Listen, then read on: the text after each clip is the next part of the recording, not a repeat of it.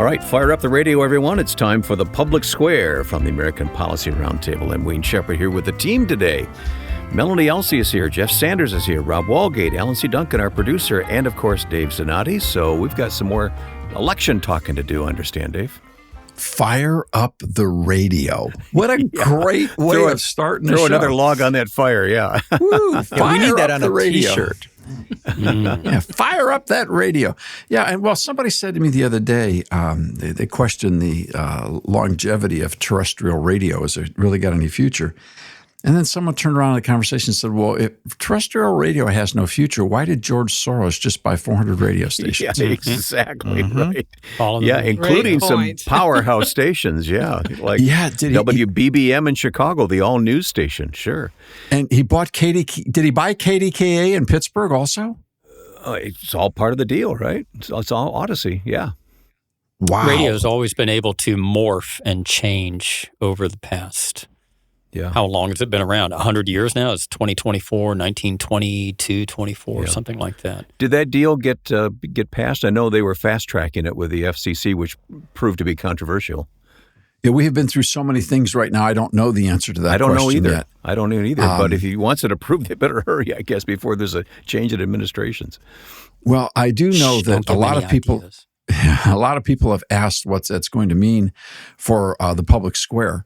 And at this stage in the game, our analysis is we're not nervous about that at all. In fact, we're encouraged. No. We're thrilled. We would love to be able to compete with all 400 of those stations in regards to content and ideas. And so we have nothing to fear. I just think it is important to note, though, that this is a very political thing that's happening. Yeah. By the way, fire up the radio. I mean, do you remember when radio was full of tubes? They had to warm up. Mm-hmm. You turn the switch on, wait 15 or 20 seconds. Yeah, I guess I'm the oldest one around here. I'm the only one who remembers that. Truth be told, Wayne, truth be told, do you have any of those radios still around? I do. Oh, I have several of them, Yeah. I've got a couple of lookalikes. Even a lot of the best modern audio gear still runs on tubes. You know, there's just a sound to it that a lot of recording gear likes to use. Yeah. There's a warmth to it, absolutely. Hey, look, if vinyl records are coming back, Oh, they are back. They've been back for several years now. They're out selling CDs. See what? See? Wait till the return of VHS. Yeah, don't hold your breath on that, Jeff. So, no, for those that are worried about perhaps that this move by Soros is going to impact the public square at this stage in the game, we don't think so. We look forward to the competition. Yeah, this broadcast has always been about ideas and about what ideas work best and about what's true. So we are not afraid at all. I can think of times where we've been in Washington, D.C. at the National Press Club, almost pinned to a wall by a cadre of reporters with the microphones out, the cameras rolling because we were there testifying on some issue or another. And we've been in some of the most hostile media environments you can imagine, and we always look forward to that. I mean, that's game time for us, and it's not fearful, and we're not threatened by that at all. We love the opportunity to talk about the ideas that matter. We love to talk about American history. We love to talk about exactly what we're doing here on the public square. So that's just an update for listeners. Now, we've got some more updates we need to talk about because our last time we visited together was immediately after the election, and some of the data that we've talked about has changed, and some of the conclusions have been modified slightly. So we want to give a quick update on that. Rob, I'm going to turn to you and Melanie. At the time we reported last, it looked like both candidates for the presidential election were going to get fewer votes than they had last time. That has changed. Could you give us an update on that?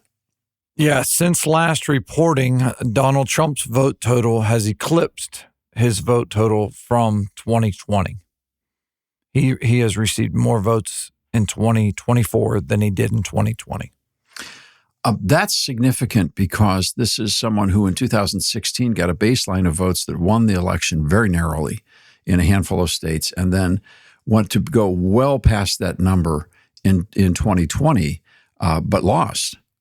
Yeah, he went past the number in 2020, lost. And of course, in 2016, while he won the Electoral College, many people pointed to the fact that he lost the popular vote across all 50 states. So here in 2024, not only did he surpass those numbers, he also will win the popular vote. And it appears as the numbers continue to come in, the vote total of 2020, the combination of all votes for all presidential candidates from 2020 will still be higher than that of votes cast in 2024. It's also important to note that the difference between the votes that were garnered by President Biden in 2020 and compare that to Vice President Harris in 2024, she received between 9 and 10 million votes less than he did. Okay. So, and that's what we anticipated in our last conversation, that number will be down. So Trump exceeded his 2020 numbers and Harris fell short. Now, we were anticipating it might have been 10 or more. And about the total votes cast in 2024, both candidates combined, all presidential electorate, was it more or less? It'll end up being less. When all come in 2024, it'll be a few million less, they anticipate, than what were cast in 2020. So they will not reach that threshold, kind of that high water mark, if you will, from 2020. So I have total votes cast in 2020, 155.5 million. And the total votes cast in 2024, now this is before everybody is finished counting, but at this point in time, 147.2 million. Okay. So there's a lot to learn from this. And of course, by now people are tired of the numbers. We get that. And we are too. And thankful that it's over. Really, I just took a walk outside the studio a few minutes before we got started today. And a neighbor drove by and he stopped his car and he said, "Can I put my garbage bags away now?"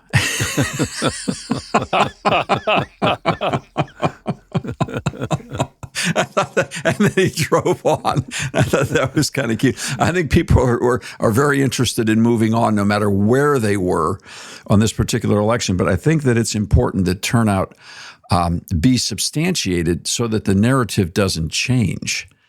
There's some very significant conclusions here in this. There are some anecdotal stories around the country that I think are quite interesting.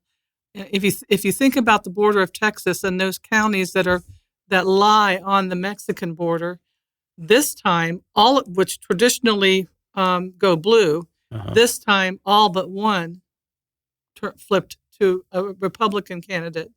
And there was one particular county, Starr County, where the population base of that county is 97% Hispanic. In 2016, Trump against Hillary Clinton received 19% of the vote in that county, Starr County. This time around, he went from 19% to almost 58% of the vote in that county. Again, 97% Hispanic. That cannot be insignificant. Well, and you know that the immigration issue played a huge part in that issue, but their experience. Yeah, and now to be careful here, because of people that are listening to a lot of radio and a lot of long format podcasting, there's a lot of celebratory tones in people who are excited about Donald Trump having won. There's a lot of misery and angst and anger coming from the other. We are an independent organization. We care about the future of the country and we care about the past of the country, about our history. And we care about public policy for the common good. Now, that doesn't mean we're altruistic and better than anybody else. We've just made some decisions as to what's going to work best based on history and based on biblical thinking. So please understand that doesn't mean we're some wishy-washy roadkill people that are walking in the middle of the road where you end up roadkill. That's not it. We have strong opinions and we vote. But the point is we want to get the record straight so that it can't be flipped for the high school history books and the junior high school history books that will come out in the future.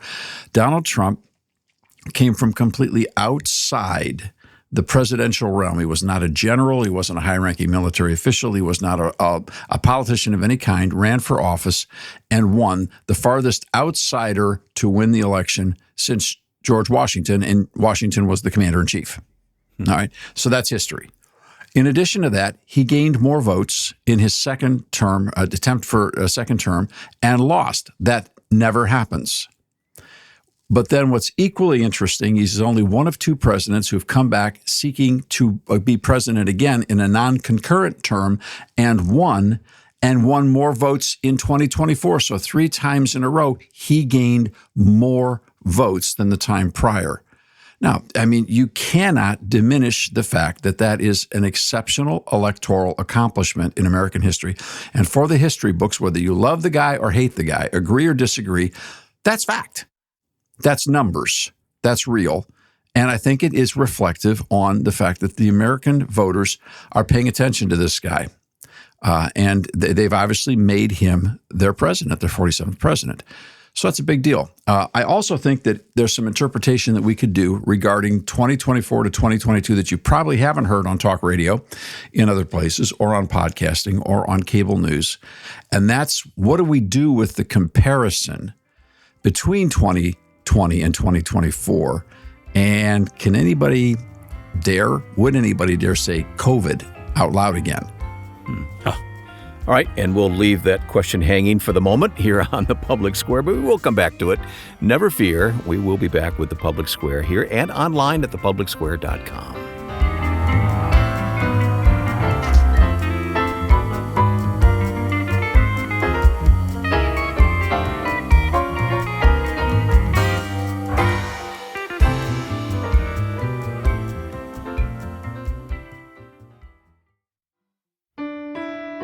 Need a breath of fresh air? How about a musical pause that brings a moment of refreshment? Hymns on the Square is the place to gather to hear the inspiring music of artists who have contributed to this mission for decades. Visit thepublicsquare.com and walk on over to Hymns on the Square for a free concert of hope and a breath of fresh air. Hymns on the Square at thepublicsquare.com.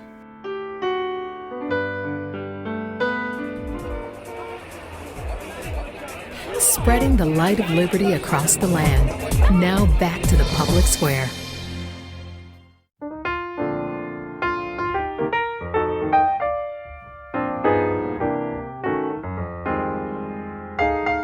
Back with you on the Public Square today with Dave Zanotti posing the question to the panel here. You want to restate it, Dave? Yeah, well, we've went through the whole thing with January 6th and all the upset people. And boy, the farther you get away from 2020 as an election, the more you want to get away from it. It was a really stressful time for everybody. It was very difficult. And so there was a lot of votes cast. There were more votes cast in 2020 than in 2024. And the question has to be, how come? Now, it could be that neither of these candidates were all that popular with the voters, and so there was a deflated turnout across the board. That was a reasonable assumption a week or two ago. The problem now is Donald Trump has surpassed his 2020 vote count, which surpassed his 2016 vote count. So he, politically speaking, is on the rise. Then you look at the Democrat side, and they are below what they performed in 2020, which means they're the ones that lost the votes. Now, that's significant. So there's a number of reasons. I don't know that we'll ever have hard fact. But Melanie, you and Rob have been preparing some sheets for analysis in this regard. And it's very clear that there were, in this past election, there were fewer people who strictly voted by mail. There were people who voted early in person. There were people who voted on Election Day. But the number of people who voted by mail, according to the standard of 2020, was less, fewer. Am I right about that? You're correct. And just to sort of put an exclamation mark on it, there are some states that don't distinguish between in-person early and mail-in. So when we try to go in and dig through those numbers, there were, compared together, the early in-person and the mail-ins, there were 8.2 million fewer votes this time than in 2024. And with the big push for early vote in person in both parties, we can extrapolate that a lot of that came from fewer mail-in ballots this time because it was more necessary during COVID to have the mail-in option. Yeah, and there's not an accusation being made. We're just basically noting the facts. Go ahead, Rob. Yeah, and you never know who someone's going to vote for, but you do see what their party affiliation is in many of the states when they submit that early ballot, whether it be voting early or mailing in. As Melanie mentioned, Pennsylvania is a prime example. If you vote early in Pennsylvania, it's always going to go in an envelope and be considered a mail-in ballot, even if you do it right there beforehand.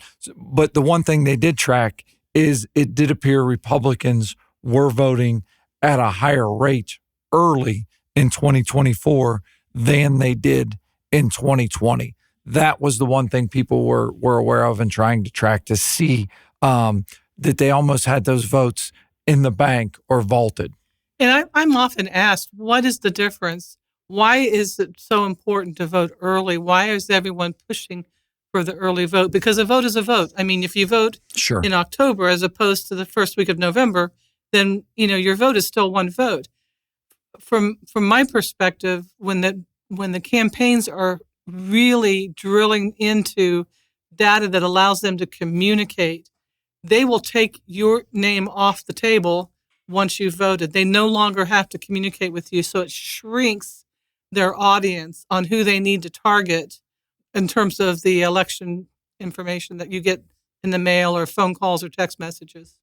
Does it save the amount of mail and text that you're going to get if you vote early?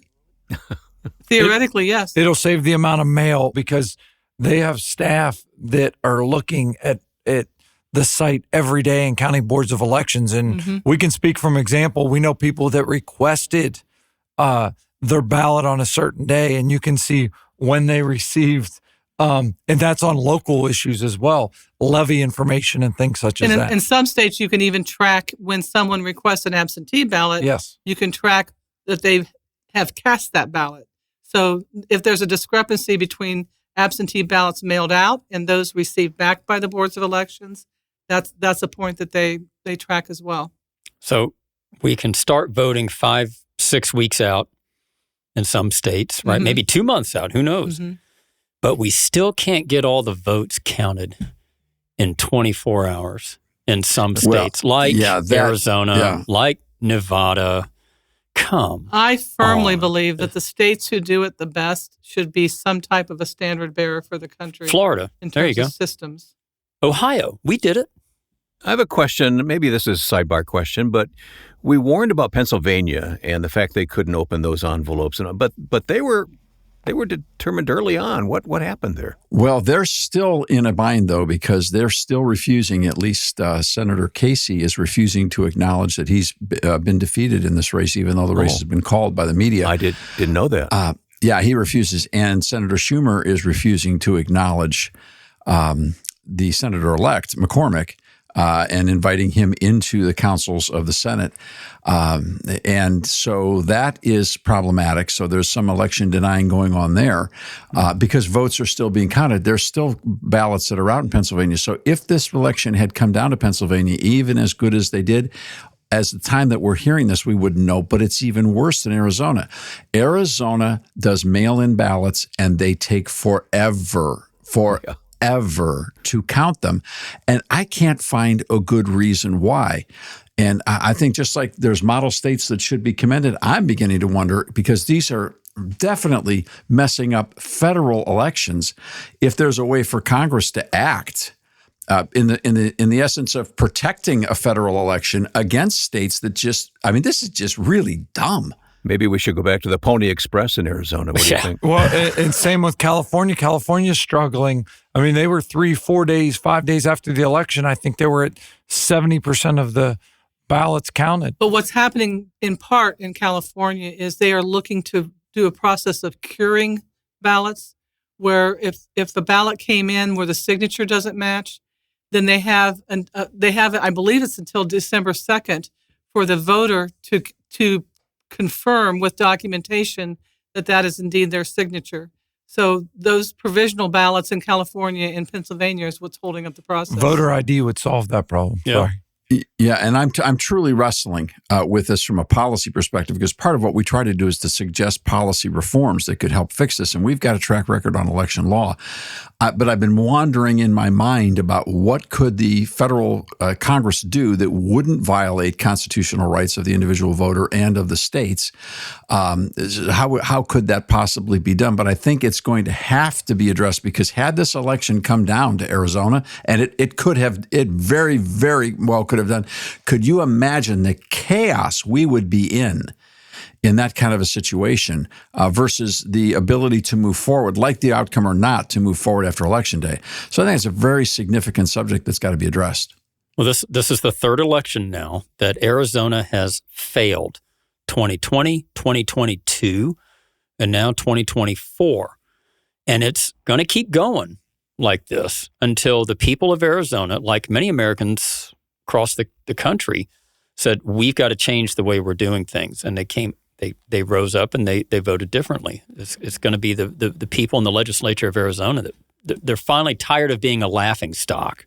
There needs to be some serious changes to the Help America Vote Act that was passed a number of years ago. Why so, Melanie? Well, they need to clean up how they can cross-check. For example, you have students who would have a proof of residency through a college university attendance, where maybe their permanent address is in a different state. So you have to be able to accurately cross-check and make sure you're not double dipping in terms of your vote, at least on the presidential ticket. We also have to be able to accurately clean off people who are deceased or who are not U.S. citizens. So when the Help America Vote Act was first passed, you could identify who you are with an electric bill that that matches your address. That doesn't prove citizenship when you register to vote. And that proved to be a significant strategy on college campuses to get people from out of state with permanent out of state residences to change their residence and vote out of state on the campus. And there is some movement in terms of being able to check a national database, but not every state is required to do that. So this would require some energy from Congress. So there's still a good way to go.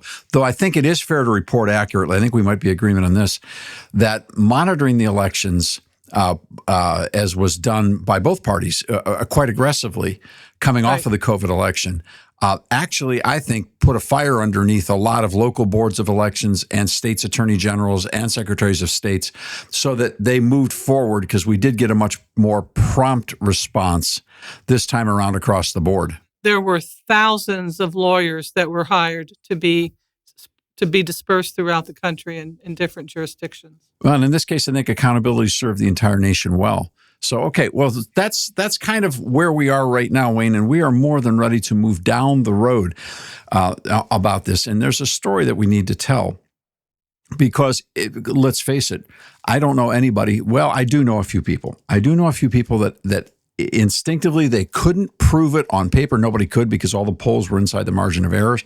They didn't have internal overnight polls that gave them an angle on it. They just intuitively, maybe in some cases prayerfully, but they intuitively saw this coming. I did not happen to be one of those people.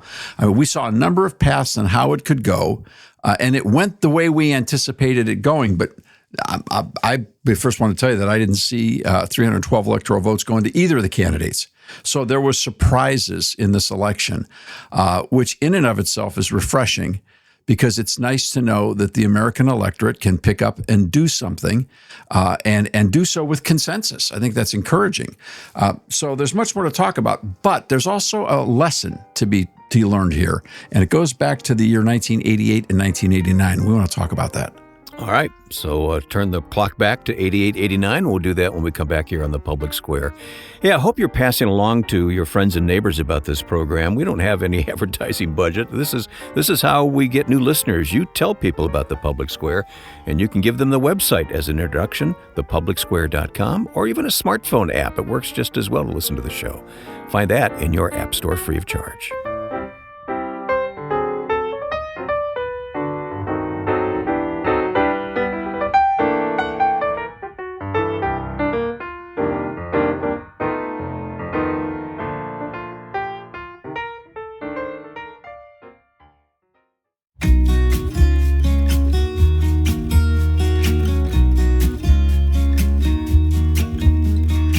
Okay, you got the time machine turned back to 88, 89. That's what you said, right, Dave? Yes, 88, 89. And let's go back to another electoral period in America where there were some changes being made and see if there's some lessons that we can learn. Now, everybody around the table knows one of my favorite pastimes is to wake up and get into the morning routine and ask the question at least once or twice or 5 times a week. Yeah, but your morning routine is more like 3 a.m. and not 6 a.m. Yeah. So that's true. Where in the world is John Podesta today? And people say, well, why are you so infatuated with John Podesta? I am absolutely infatuated with this man because he's really the longest serving president in the history of the Republic. He's been in the White House making decisions and signing checks, if you will. Now, he's not technically signing them. He's signing checks for a long, long time. So you might ask, where is he today? And of course, he is the chairman of the Center for American Progress. He's one of the founders of the Center for American Progress. And the Center for American Progress actually began in 2003 with George Soros and John Podesta together. So you say, okay, where were those guys? Let's go back to 88 and 89. 88 was the last year in the Reagan administration. The last time that I got to sit in a presidential briefing with President Reagan and a number of other people. And I can remember how well he looked, how vibrant and healthy he looked. Now, I mean, I know there's probably hair dye and other things involved, but I mean, he was a big, tough guy. He looked like he could still play D2 linebacker somewhere at his age. I mean, and he looked great. And I thought, well, thank God for the president's doing well. So I went through the news briefing. That was the one where I almost got thrown out for wearing a Mickey Mouse watch. And it wasn't that I was wearing the watch. It's just that the president was making a very serious point, and I was looking down at my watch, thinking to myself, I'm probably the only guy in this room right now wearing a Mickey Mouse watch. And that caused me to sort of smile to myself. Tell me it doesn't start playing Small, Small World. No, well, no. Oh, geez. That would be like a visit from the netherworld. Let's not talk about that. But the point was, I was smirking and smiling and kind of chuckling to myself at the time the president was making a very important point in his speech, and that really made the Secret Service uncomfortable.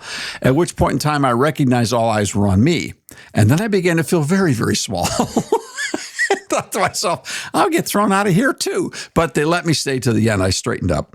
The point is that everybody was happy because Ronald Reagan was handing the ball off. The Gipper was handing the ball off to H.W. Bush.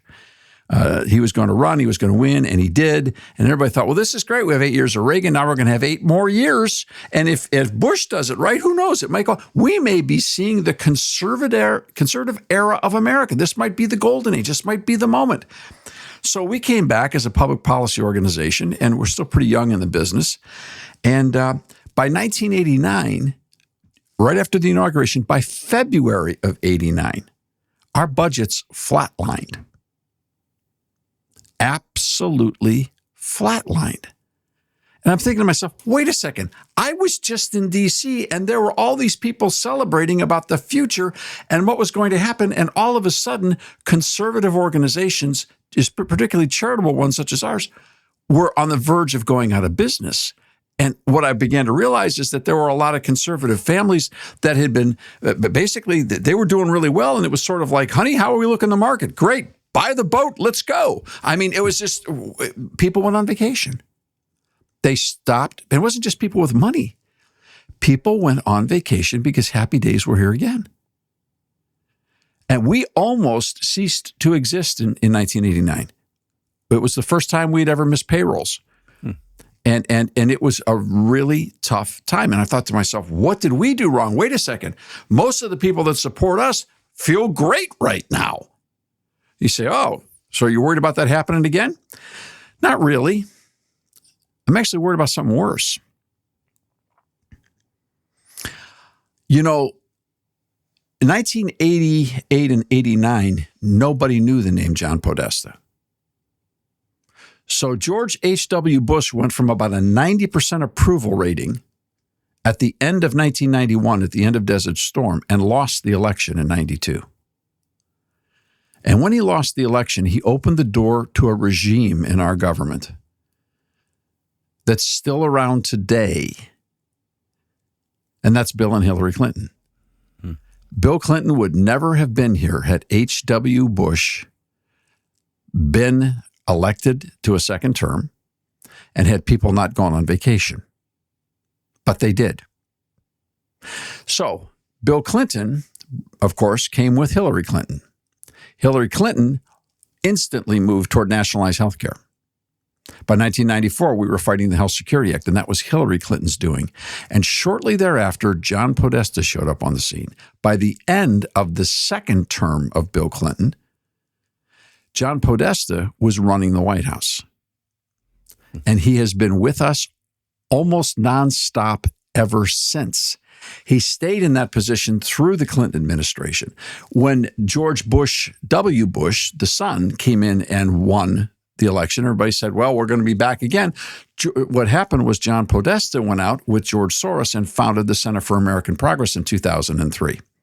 Becoming the most powerful network of billionaires to control American public policy in the history of this republic.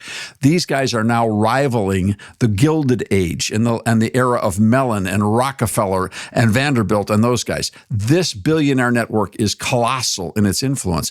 And who is sitting at the White House? And sitting in the White House right now, John Podesta. You know, Dave, our mutual friend Michael Card used to ask me, what do you think Phil Keaggy's doing right now? Well, the answer is he's playing the guitar, because that's all Phil Keaggy does. This is John Podesta. He's already in 2028. Yep. What's John Podesta doing right now? Writing checks for 2026, 2028. You betcha. And George Soros is with him. And so are a whole boatload of other billionaires.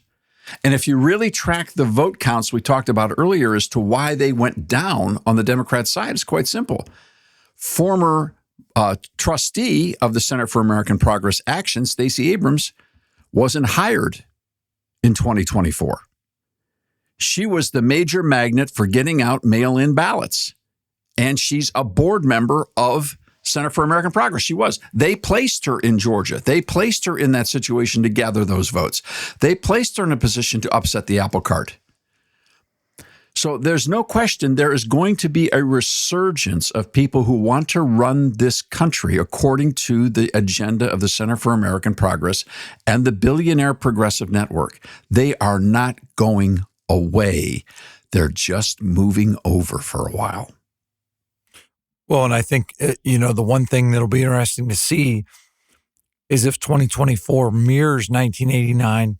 In this situation, you do have that 4-year gap that you spoke of, the 2020 to 2024. So you have Donald Trump coming back to the White House. The question becomes has this administration learned from their mistakes, if they claim to make any, from 2016 to 2020? And how, they don't have to do it on the fly. They almost had like a intermission, if you will, of 4 years to get it back in order. So the question is, how will the people respond, both those as citizens and those in the administration? I think two things have to happen. We have to recognize that telecommunications have changed since the late 80s. So we have podcasting, we have all kinds of social media avenues for people to communicate. These video clips of politicians in different portions of their careers live online, and a lot of them resurfaced during this election cycle. The second thing we have to keep in mind is that state laws with regard to election integrity changed in many states between 2016 and 2024. So I think we have to be cognizant of what's in our state statutes to protect an accurate vote count. And we need to look at those objectively to see if anything else needs to be tweaked or tightened up so that we narrow the influence. They can pour all the money they want into, like was exhibited in this last campaign, more than $1 billion in 107 days, something like that, in campaign donations, and it didn't net a win. So people are people. Their vote is their vote. And if we can make sure the vote counts correctly from state to state, then that minimizes the influence of the Soroses and the Podestas and all of those coming from those camps. Lots of dynamics in play here. Thank you, Melanie. Let's take our break. We'll come back with this discussion on the public square and a little hint about Christmas in America. Well, not so subtle a hint, coming up on the public square.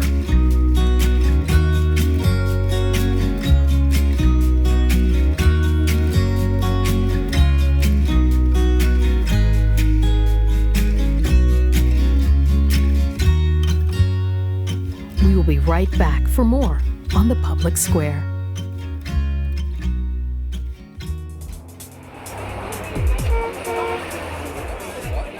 Spreading the light of liberty across the land. Now back to the public square.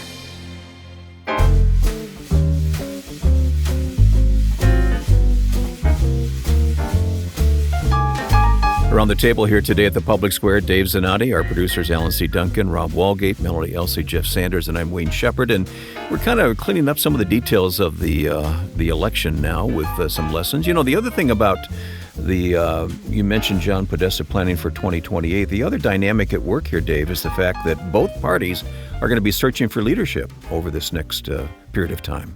That's a really important point when we only have a one-term presidency here, right, because Donald Trump obviously can't run for a third term. So that means that the energy, and I think this is also one of the reasons why you're not seeing the kind of extreme resistance orchestrated and funded that the progressive left is well known for, because they don't want to waste their time, energy, or their money on that, because they can be much more effective resisting into the next election. And that doesn't require protest. That requires really hard work and voter registration. And you only have 48 months to do it, and you know you're going for an open seat. There's a vice president-elect who may have something to say about that, too. Yeah, well, yeah. And now, you know, at the level of money that these people have, and this just sounds depressing and discouraging, but we can tell you from a career, we have never, ever, ever, ever, ever outspent an opponent. We have always, always, always been outnumbered, outgunned, outmanned, and outspent 10 to 1, 20 to 1, 30 to 1, 40 to 1 in projects like this. It takes billions of dollars to sell a lie. It does not take billions of dollars to tell the truth. Wow. And the truth is more powerful than the lie always. The problem isn't the size of the expenditure. The size is the willing people that are willing to bear witness to the truth, because the truth has a power that's above and beyond all of us. It's self-evident. So it's not like we go in saying, "Oh, woe is me! If we don't outmatch them, we can't spend." No. We don't play that game. There's some things money can't buy, and some things money can't fix. Well, that's why I think it's very important what Melanie mentioned in the last segment. You know, we look at the rise of social media, and we've been on record. There are many dangers with social media, but the upside of social media is the democratization of information. You don't just have to depend on 3 major networks to get your news or to get information out there. So there are all kinds of citizen journalists that can take to the streets and put something up on X before any major media network has a published written story or piece on it. And so I think that the people have an opportunity to really keep the heat on these politicians and hold them accountable to their promises or to vote them in and out if they don't like what they're doing. I just think that that's a difference between now and the late 80s. And without a doubt, Alan, and this is why I think we'll probably, we might use the title for this show, 3 of my favorite words in my family, which are quite simple: get to work. Yeah. I heard one of your granddaughters tell you that one time. Yes, yeah. That was hilarious. Papa, get to work. Yeah, they feed it back. They've learned it from very, very early, and they'll call me up and they'll tell me that. And I'm sure that as years go on, they'll be texting me and doing other things to inform me of it. But I learned that from the World War II generation, because their answer to almost everything was get to work. Yeah. Once we got through now what, the next thing was, okay, get to work. And that's exhilarating and that's exciting. And that's how you become salt and light and remain relevant in culture, so that you're not worthless and thrown out and trampled upon by man. They didn't have much time for whining and crying and throwing temper tantrums, right? No, and it was, the attitude always was, if you show me how it's done, I'll do it. I may fail 2 or 3 times, but if you show me how it's done, I'll do it one way or the other. And that was the spirit of accomplishment. So what does that mean in regards to public policy and public life in America? Get to work. What does that mean? Well, it doesn't mean all join party X or party Y, because the political parties, by and large, are remarkably rejected by the electorate, because they don't serve the value that they used to serve in the 40s and the 50s, even in the 80s. I mean, for example, if you take a look at some of the bellwether states, and Ohio has been a bellwether state for many, many years, how does this whole thing split out in regards to political parties?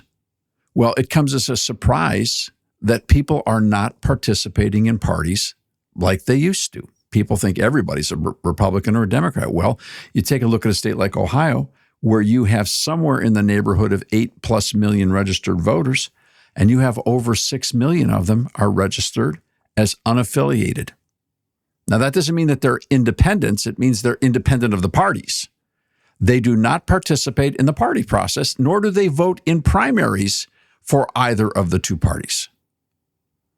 in a society where it seems like everyone's bragging about their numbers, how many members we have, how many people involved we have, you never hear the political parties talk that way. They talk as though everyone's with them, either of the parties. And when you dive deeper and look at the facts, there's more people that are non-affiliated or independents than with either of the parties. Well, I mean, perfect example, Rob. We just took a dive together to try to get some of these numbers, and we're mystified at how hard it is how many layers you have to dig.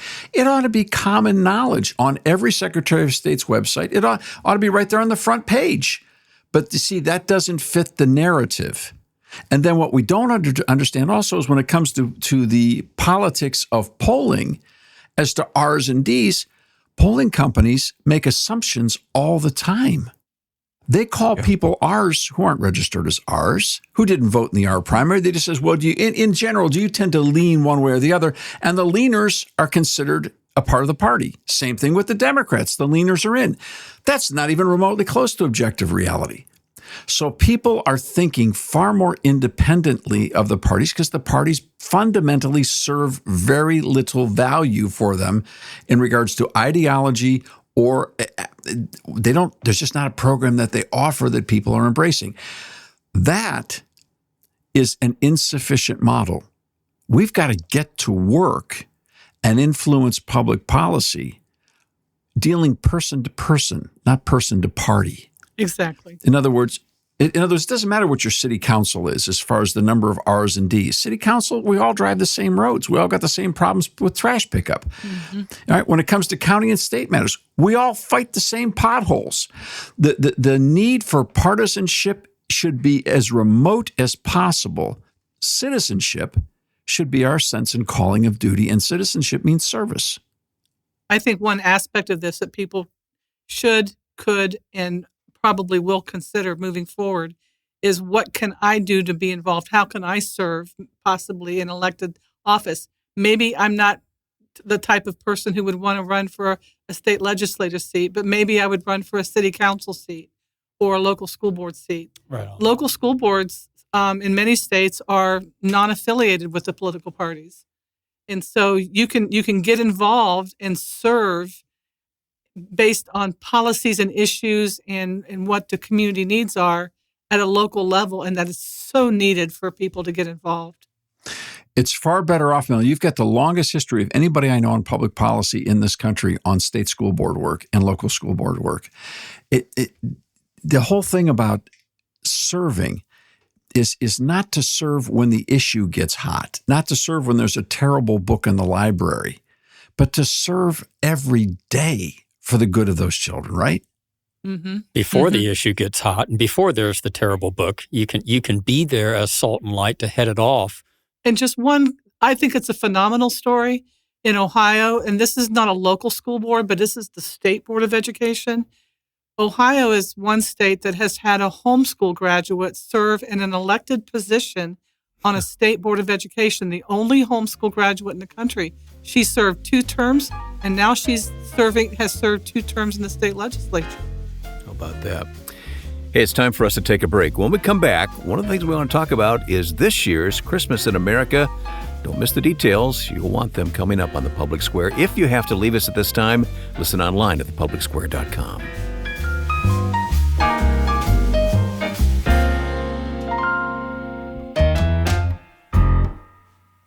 We will be right back for more on the Public Square. You help us think well on these issues, a listener of the Public Square recently wrote. We appreciate the compliment, but none of these conversations would be happening without the help of listeners just like you. Every day, good old regular people of all ages take a moment to send support to the Public Square. Giving is easy, safe, and secure. Just log on to thepublicsquare.com to find out how. Thank you for helping to spread the light of liberty across the land.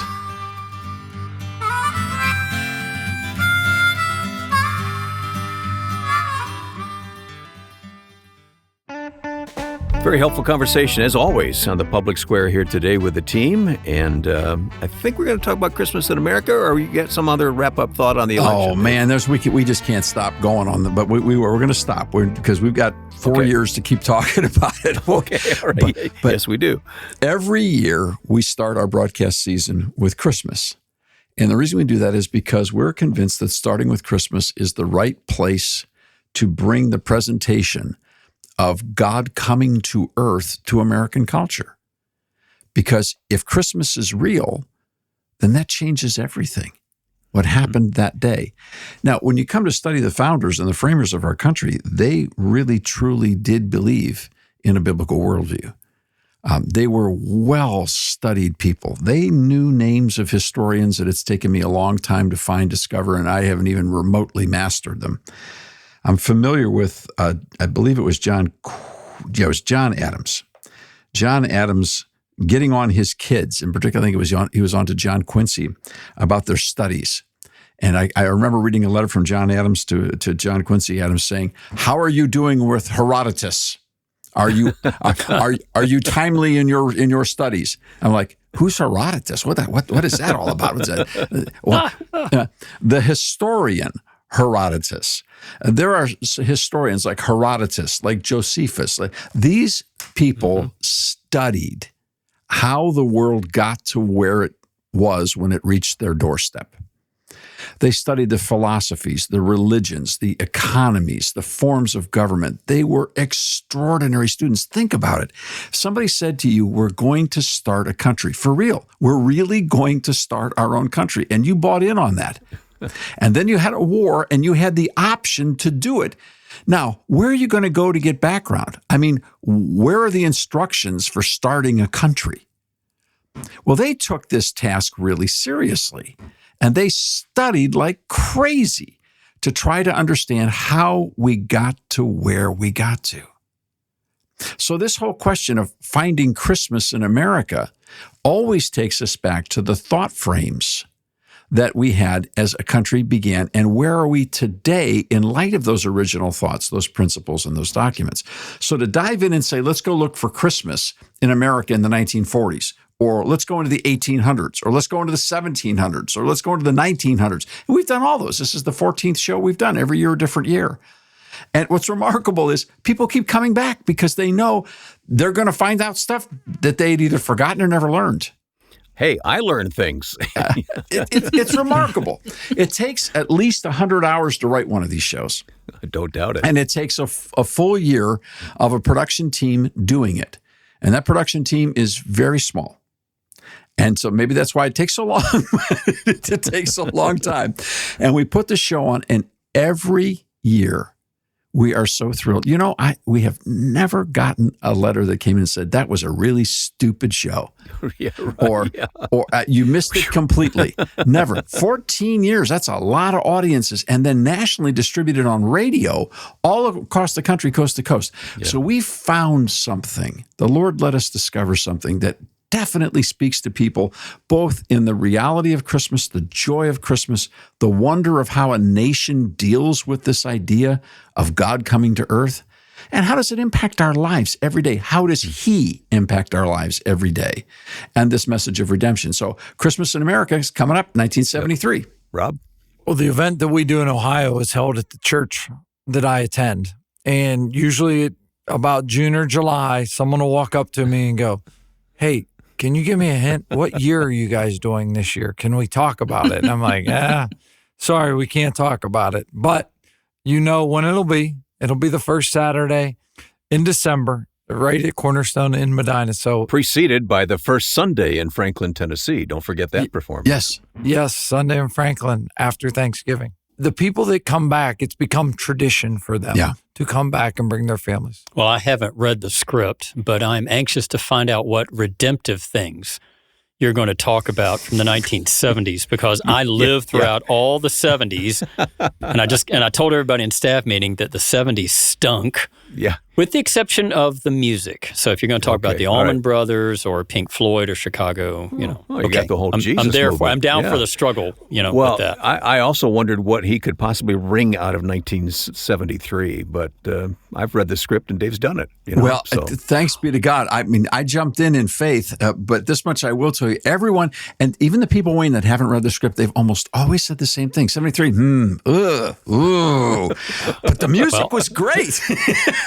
Dolphins though, 14-0 season for the Miami Dolphins. I was a Don Shula fan. It's in the script. Still am, of course. Well, I had to cut the Garo Yepremian footage, though, because just wasn't enough room for Garo. Because I couldn't pronounce Yepremian. That's why you cut it. Larry Zonka still lives in Ohio. Maybe he should get an invitation and come. He lives down in Lisbon, right? Yes, Columbiana County. Yeah, man. On December 24th, 1973, Time Magazine came out with their Christmas edition. And interestingly enough, they had their lead story, and it kind of summarized what you all just said.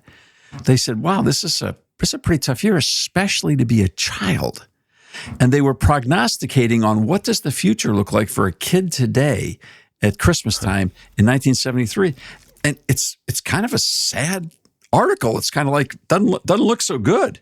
I kind of think it was a pretty terrific year, and I'll wait until the performance to reveal why I think that way. But Wayne, I've got a couple of thoughts too, about that. But we'll wait. We'll let that go. So, okay, all right. What can listeners do? Number one, you can be excited about the fact Christmas in America is coming to a radio station near you, and our hope and prayer is that it's this one that you're listening on.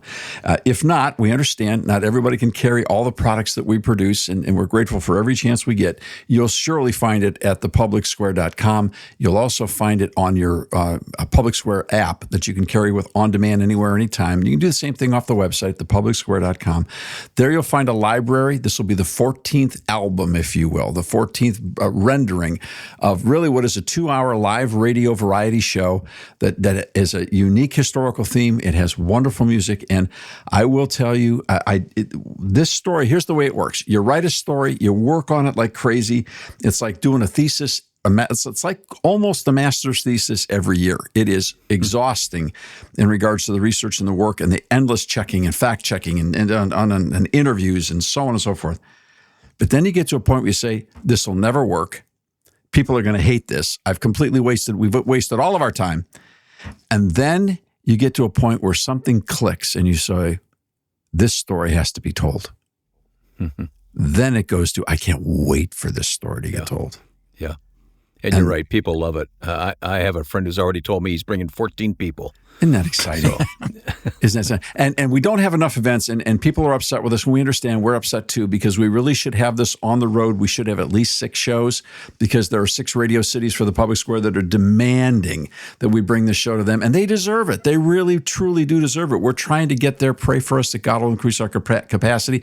So you're able to hear it on radio for sure. Take it on demand everywhere. And there still are a few seats as we talk right now left for the shows in Medina, Ohio, outside of Cleveland, Franklin, Tennessee, just outside Nashville. And we bring this up every year because people, believe it or not, fly from all over the country because they want their kids to see one of these shows, to say, I went to that, I was a part of that, because these shows are now libraried and they're going to be around for a long time. So everything you need to know, you'll find at thepublicsquare.com. Christmas in America is coming. What you can do is pray for us, because this is not about a profit-making venture. Everything we do is nonprofit. But it certainly requires prayer, because every time we get close to the manger, we're talking about the minds, the hearts, the souls of men and women and children. Yeah. And it's a big deal. Hey, Alan, you carry a lot of the burden here for the technical aspects. How are we doing? Are you need some prayer maybe? I don't know where it stands. Well, we've got such a great team in place. They're kind of running with it right now. So we'll see. Good. We'll see what happens. Oh, good report. It's a live, interactive, audio-visual with lots of surprises and always some presents and certainly lots of laughs. Wayne, you and I have the delight to be able to do this for the 14th year. I'll thank you in advance. And I can tell you, we can't wait for this story to get told. Christmas in America 1973 on the Public Square. Okay, here's what you can do. Go to aproundtable.org or thepublicsquare.com. Click on events, and you can read about Christmas in America in those 2 locations, Medina, Ohio, and Franklin, Tennessee. We hope to see you there, and we hope to see you on the radio as well. Thank you, team. Thank you for the whole conversation today. Very helpful, as always. And we'll see everybody next time on The Public Square. We're here because of you. Thanks for your support of The Public Square.